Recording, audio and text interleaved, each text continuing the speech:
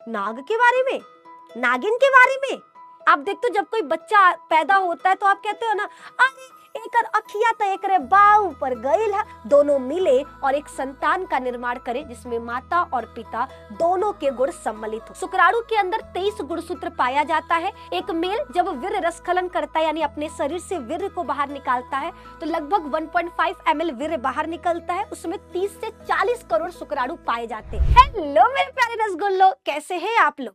I wish आप लोग बहुत अच्छे होगे, मस्त होगे, लेकिन मेरे शानदार क्लास का इंतजार कर रहे होगे। तो मेरी शानदार क्लास आ चुकी है जिसमें आज अपन डिस्कस करने वाले हैं नाग के बारे में, नागिन के बारे में। केचुआ है, अरे गधा, ऊपर लिखा है ना शुक्राणु। आज अपन डिस्कस करने वाले शुक्राणु की संरचना के बारे में। शुक्राणु क्या है? तो पुरुषों के शरीर में बनने वाला नर युग्मक जिसमें पिता के सारे गुण सम्मिलित होते हैं। हाँ जी, आप देखते हो जब कोई बच्चा पैदा होता है तो आप कहते हो ना, अरे एकर अखिया तो एकरे बाऊ पर गईल है। अरे एकर बोलिया देखा अपने बउए के तरह बोलेला और अपने पापा की तरह चलत है, ऐसे बोलते हो ना जी। तो पापा का गुण बेटवा में आया कैसे? तो इहे लेके आता है शुक्राणु। अब सवाल ई कैसे लाता है? तो मैथुन क्रिया के दौरान यानी जब मेल और फीमेल क्या कर रहे, मैथुन की क्रिया कर रहे, सेक्स कर रहे, तब उनके पुरुष के शरीर से ये शुक्राणु कहाँ आ जाता है? महिला के शरीर में। और महिला के शरीर में ये अंडे के साथ निषेचन करेगा और अपने आनुवांशिक पदार्थ को महिला के अंडे में डाल देगा ताकि महिला का आनुवांशिक पदार्थ पुरुष का आनुवांशिक पदार्थ दोनों मिले और एक संतान का निर्माण करे जिसमें माता और पिता दोनों के गुण सम्मिलित हो। तो आज के इस छोटे से प्यारे से सेशन में अपन इसी की संरचना के बारे में डिस्कस करने वाले। तो फटाफट से मेरे रसगुल्लो एक बार यस मैम बता दो, है ना? आप लोग फटाफट से बताओ, तब तक मैम चाय पियेंगी। मस्त है चाय, ठीक है। तो चाय को अभी साइड करो, अभी हम डिस्कस करने वाले शुक्राणु की संरचना। तो शुक्राणु की संरचना की बात करें तो शुक्राणु का जो सर है लगभग 5 से 6 माइक्रोमीटर का होता है। शुक्राणु का पूंछ लगभग 50 माइक्रोमीटर का होता है। शुक्राणु पुरुषों के वृषण में, याद रखना शुक्राणु बनता कहाँ है, ये बहुत जरूरी है। तो शुक्राणु का निर्माण पुरुष के शरीर में दोनों टांगों के बीच में आपको एक थैलीनुमा लटकी हुई संरचना दिखाई देगी जिसको हम वृषण कोष कहते हैं। इसी वृषण कोष के अंदर संख्या में एक जोड़ी वृषण पाया जाता है। कितना? एक जोड़ी वृषण पाया जाता है। ये वृषण को अगर हम बाहर निकाल करके देखें और इसका अनुप्रस्थ काट कर दे तो हमको देखने को मिलेगा, क्या मिलेगा भैया? शुक्राणु के अनुप्रस्थ काट करने पर हमको इसमें 200 से 250 छोटी छोटी पालियां मिलेंगी। इन पालियों को वृषण पालिका कहते हैं। हर पाली के अंदर 2 से 3 नलिकाएं होती हैं। इन नलिकाओं को शुक्रजनक नलिका कहा जाता है। क्या कहते हैं? शुक्रजनक नलिका कहते हैं। और याद रखना शुक्रजनक नलिका 2 कोशिकाओं से मिलकर बनी होती है। पहला शुक्र जनन कोशिका और दूसरा सटोली कोशिका। ठीक है, शुक्र जनन कोशिका, ये कोशिका शुक्राणु बनाती है और सटोली कोशिका इन बने हुए शुक्राणुओं को पोषण देती है। क्या देती है? पोषण देती है। ये आपको याद रखना है, ठीक है। ये चीजें बच्चा आपके सामने है। क्या है ये? आपके सामने कि शुक्राणु कौन बनाता है? तो पुरुष के वृषण में, वृषण पालिकाओं के अंदर जो शुक्रजनक नलिका है उसके अंदर की शुक्र जनन कोशिका शुक्राणु का निर्माण करती है। ये शुक्राणु कब बनता है? जब लड़का 12 से 14 वर्ष यानी जब वो प्यूबर्टी एज में आता है तब उसके शरीर में शुक्राणु बनना शुरू होता है। ये आपको याद रखना है। शुक्राणु का निर्माण किस हार्मोन की वजह से होता है? एंड्रोजन। एंड्रोजन हार्मोन क्या करता है? इस हार्मोन की वजह से पुरुष में शुक्राणु का निर्माण प्रारंभ होता है, या कह सकते हैं कि पुरुष शुक्राणु बनाता है। अब शुक्राणु की संरचना की बात करें जो बहुत ज्यादा जरूरी है, ये है हमारा शुक्राणु।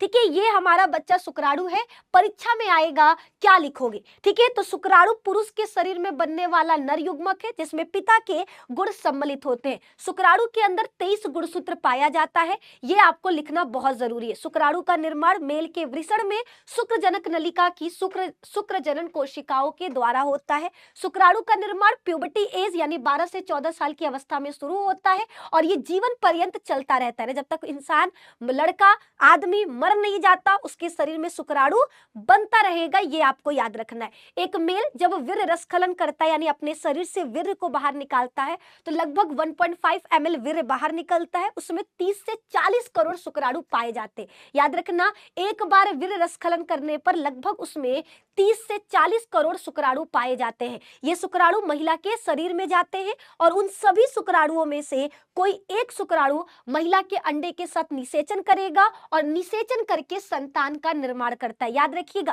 केवल एक शुक्राणु ही अंडे के साथ निषेचन करता है, शेष मर जाते हैं या नष्ट हो जाते हैं। सिर्फ एक ही होगा जो अंडे के साथ निषेचन करके संतान बनाएगा। ठीक है, इतनी चीजें आपको लिख डालनी है। अब बात करते हैं शुक्राणु की संरचना को। तो लिखना, शुक्राणु को निम्न 3 भागों में विभक्त किया जाता है।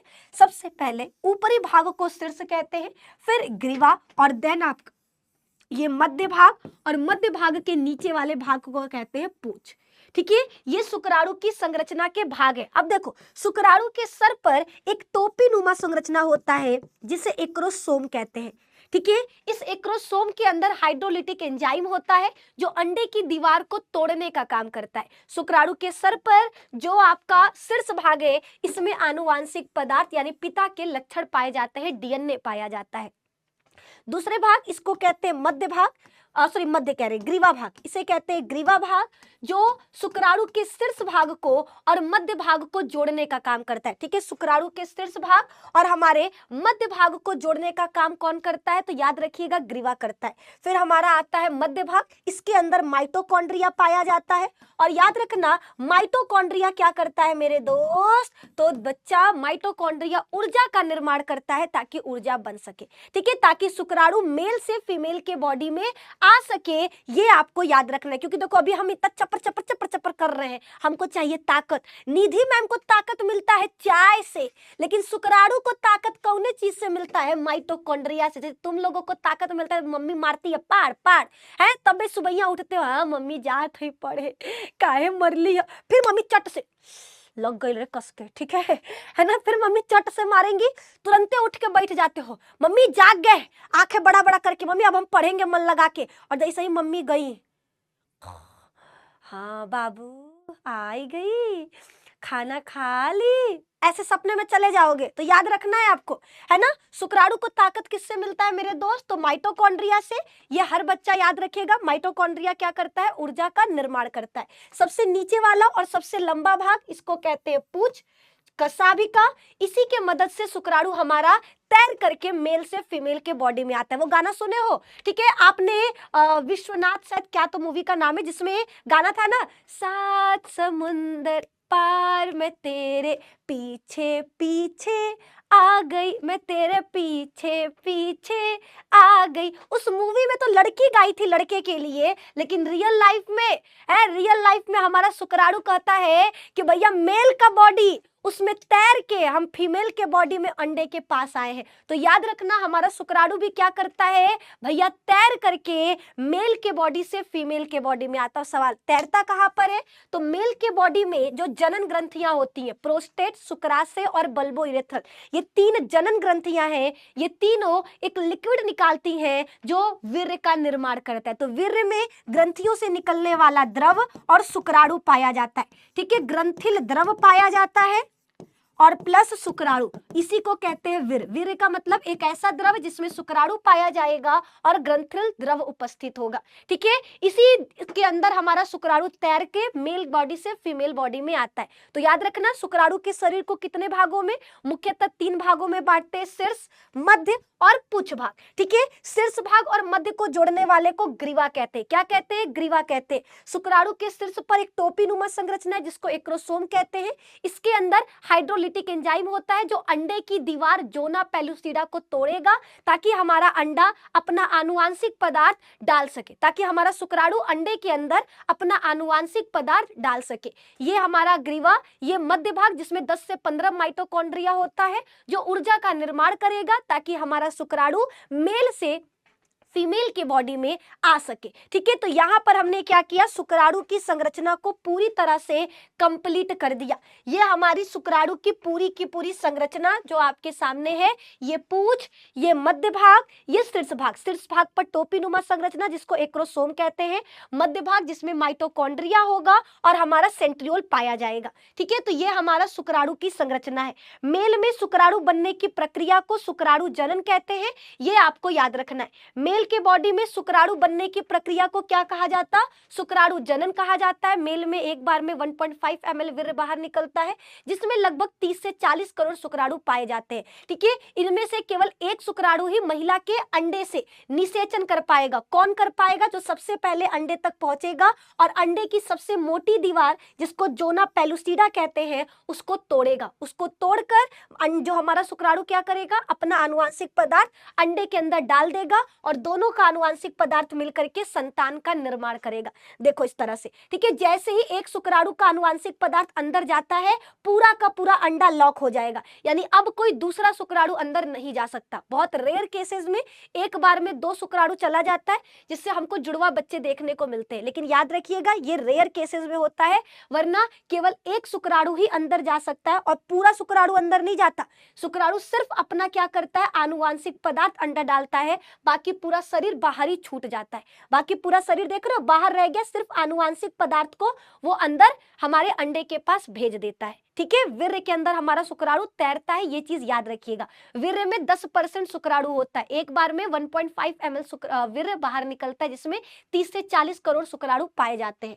ये आपको याद रखना है। ठीक है, मेल में बनता है शुक्राणु, फीमेल में बनता है एग यानी अंडाणु। और जब शुक्राणु और अंडाणु मिलते हैं तो आपका जाइगोट बनता है, यानी युग्मनज। युग्मनज से भ्रूण और भ्रूण से एक शिशु का निर्माण होगा। ठीक है, मेल और फीमेल। याद रखना, संतान कब बनता है? संतान का निर्माण होगा जब मेल और फीमेल के अंदर बनने वाले गैमेट मिलेंगे। लड़का और लड़की के से मिलने से संतान नहीं बनता। लड़का और लड़की के अंदर बनने वाले युग्मकों के मिलने से संतान बनता है। जब मेल और फीमेल के जो युग्मक है वो मिलेंगे तो आपका क्या बनेगा? पहले युग्मनज, फिर आपका एम्ब्रियो और आपका फिर संतान यानी शिशु। ये आपको याद रखना है, ये मेरे दोस्त आपको याद रखना है। तो ये हमारा शुक्राणु का पूरा डायग्राम हमने समझा दिया, शुक्राणु के बारे में हमने समझा दिया। तो शुक्राणु कोई नॉर्मल, इसको हल्के में मत लेना। शुक्राणु में वो ताकत है जो एक नया जीवन दे सकता है। याद रखना, पुरुष में जो शुक्राणु बनता है वो 2 तरह का होता है।